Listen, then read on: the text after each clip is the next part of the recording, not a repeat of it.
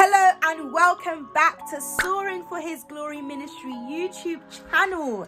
Let me tell you something. We have been created for such a time as this. We are so blessed to have been born into a world full of opportunities, resources at our fingertips. We have freedom and technology. Why? Because we have a huge calling on our lives. And this calling goes above and beyond what our mind and eyes can see or imagine. You see, God has a purpose for our lives, and that is to advance His kingdom using our gifts. He is preparing us all just like He prepared Esther. He's given her many gifts, but the most significant gift He gave her was her beauty. And He was working in the background of her life, ordaining her steps, intervening in every situation. And He had positioned her in such a way that she was able to free her people from extinction. Her purpose was being fulfilled.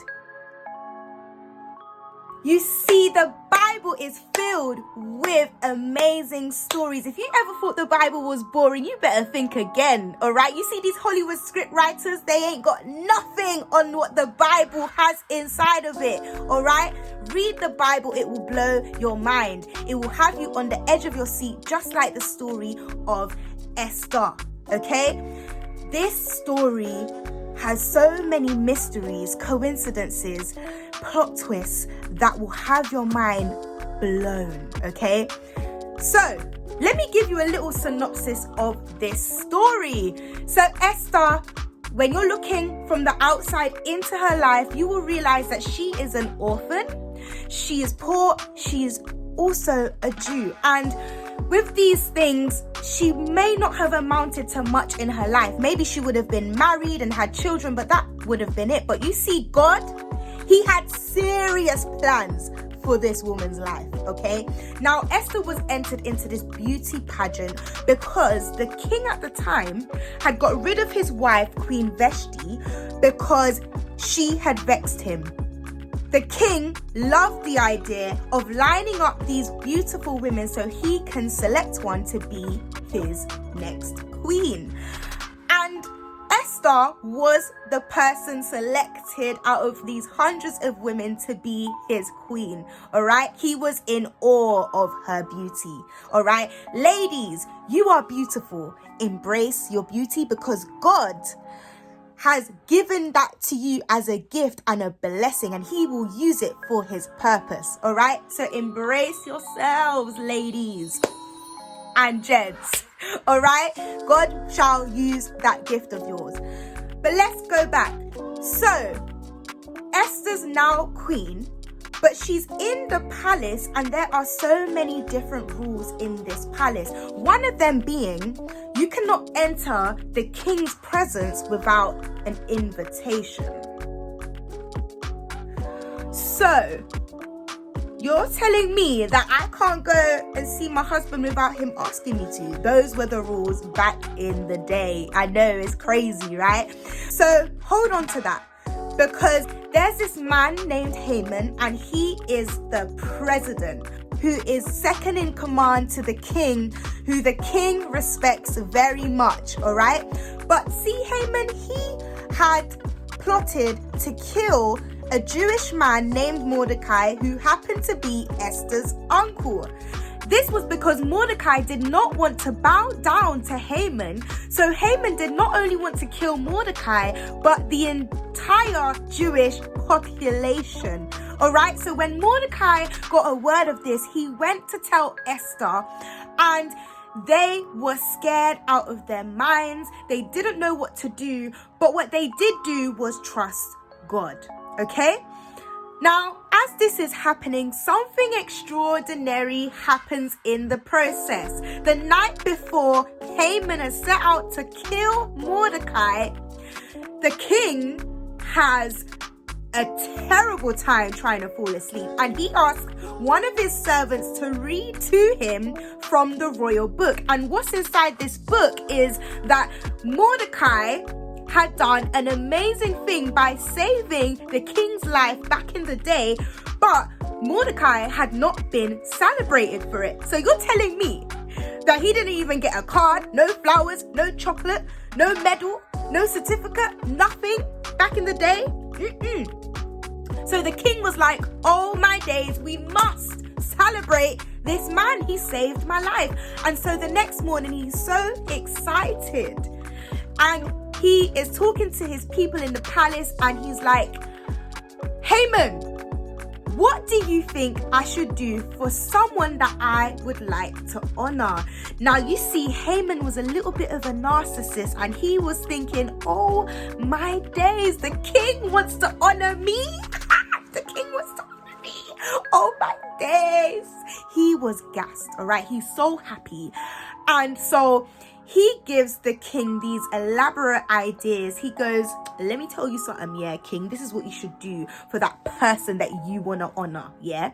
Put him in your royal robe, put him on your royal horse, and have someone parade him around the city proclaiming that this is the man you want to honor. That's what you should do. Now, Haman is thinking, oh my days, he's going to honor me. The king goes, amazing. Thank you so much, Haman. That is exactly what I'm going to do. But I need you, Haman, to do this for Mordecai. He is the man I want to honor. Wasn't Haman about to kill this man on this day? Yet he is now the same man who has to parade Mordecai, the one he hates, around the city, telling everyone that this is the man the king wants to honor, guys. How humiliating, all right? But this is what happened, and this is the plot twist. Do you see God? When you read the story of Esther, I want you to find all the different coincidences. Those were God intervening in the situation. But you see, Esther still needs to talk to the king. But the only way she can talk to him is if she's invited, right? Well, right now she has no choice but to approach the king because time is running out and the Jews are about to be killed. She is a Jew. She is also about to be killed. So there's this edict that has been signed by the king that cannot be reversed that Esther needs to find a solution for. Okay, so I'm not going to go into details about what she does exactly because I want you to read the book. But let me tell you this, she formulates a plan, she executes the plan, and she is victorious. She is victorious.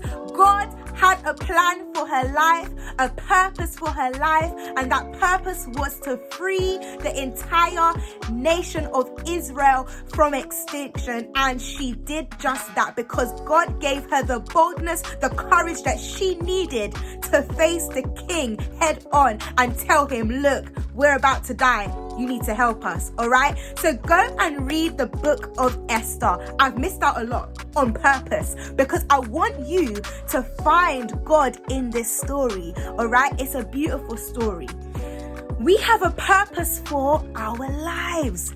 It's so significant, all right? And God has ordained each of our steps. It may not look like it right now, but if you keep pursuing the calling that God has on your life, the goals, the gifts that he has given to you, you will surely find out. All right. So I have a free resource down below.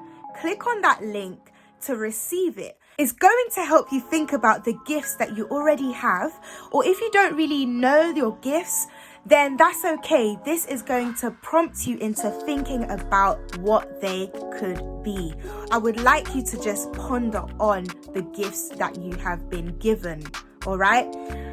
I myself have been given many gifts that I still need to nurture and hone in on, and that is why I have created Soaring for His Glory Ministry, so that we can all hone in on our gifts, nurture them, and flourish for God's purpose and soar for His glory.